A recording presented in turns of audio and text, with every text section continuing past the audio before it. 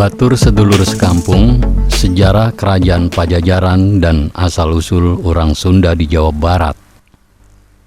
Sejarah kerajaan Pajajaran atau juga dikenal sebagai kerajaan Sunda dimulai pada tahun 1130 Masehi dan berakhir di tahun 1579 Masehi. Pajajaran adalah kerajaan Hindu di Tatar Pasundan yang didirikan oleh orang-orang dari etnis Sunda. Kerajaan ini bukanlah kerajaan kecil dan lemah. Dalam riwayatnya diceritakan bahwa kerajaan Singosari dan Majapahit yang menguasai hampir seluruh wilayah Asia Tenggara bahkan tidak mampu untuk menaklukkannya. Luas kerajaan Pajajaran hanya sepertiga atau seperdelapan Pulau Jawa. Berbagai wilayah kekuasaan dengan kerajaan Majapahit kala itu. Pajajaran menguasai wilayah seluas sekitar 1176 km, mencakup pelabuhan Sunda Kelapa, pelabuhan Cimanuk, dan Sungai Cimanuk. Dari catatan sejarah diketahui pusat pemerintahan atau ibu kota terakhir Pajajaran sebelum hancur oleh pasukan Islam dari Demak dan Banten berada di sebuah kota bernama Dayo.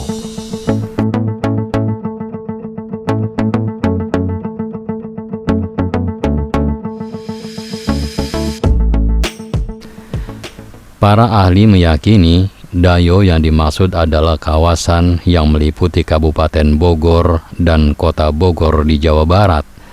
Hal ini diketahui dari sejumlah naskah-naskah kuno dan catatan perjalanan penjelajah Eropa. Tom Fyers dalam catatan perjalanannya Suma Oriental menyebut bahwa Dayo menjadi kota yang paling sering ditinggali oleh Raja Pajajaran. Raja memiliki istana yang sangat megah, dibangun dengan 330 pilar kayu setinggi 5 depa, dengan ukiran indah di atasnya.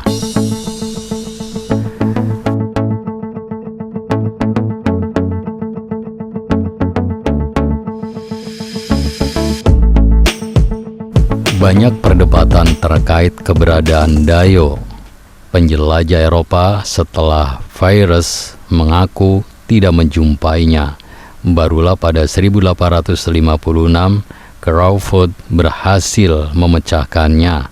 Selama menjabat di Jawa, ia melakukan penelitian yang dicatat dalam A Descriptive Dictionary of the Indian Island and Asian Countries.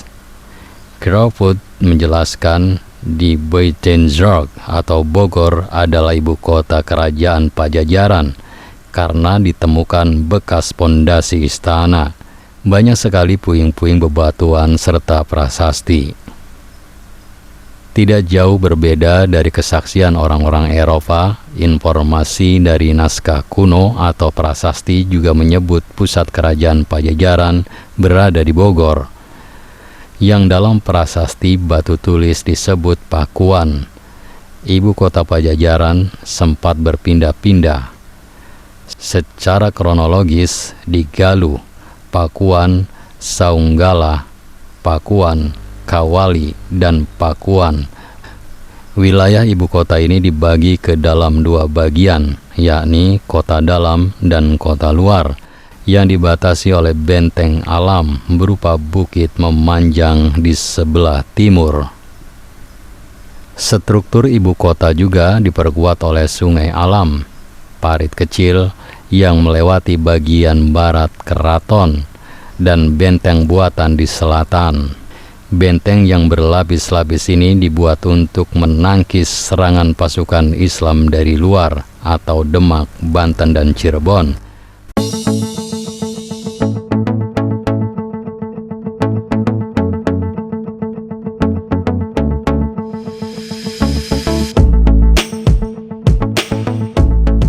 Pada tahun 1579 Masehi, kekhawatiran tersebut benar-benar terwujud. Kerajaan Pajajaran benar-benar hancur oleh pasukan Islam setelah melalui pertempuran sengit.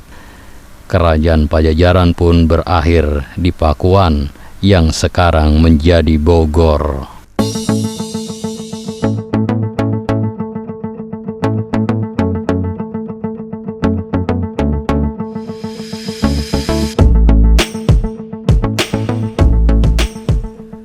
Sedangkan asal-usul orang Sunda, Kerajaan Pajajaran dapat dikatakan sebagai awal mula eksistensi orang-orang Sunda di Indonesia.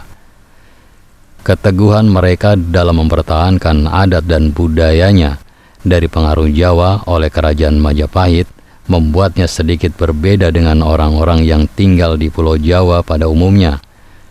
Sikap Pajajaran yang enggan tunduk kepada Majapahit membuat tidak adanya percampuran budaya antara Sunda maupun Jawa, sehingga adat budaya dan bahasa Sunda masih terus lestari hingga kini.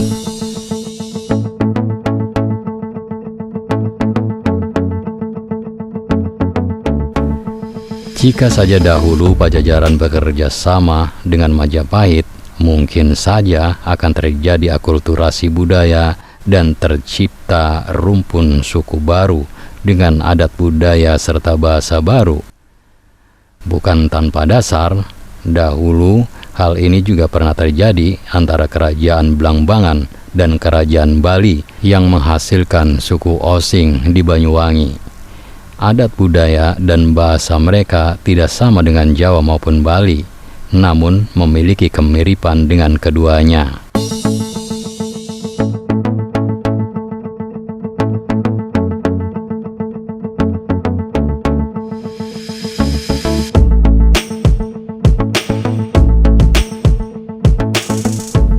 Batur sedulur sekampung, demikian sejarah Kerajaan Pajajaran dan asal-usul orang Sunda di Jawa Barat.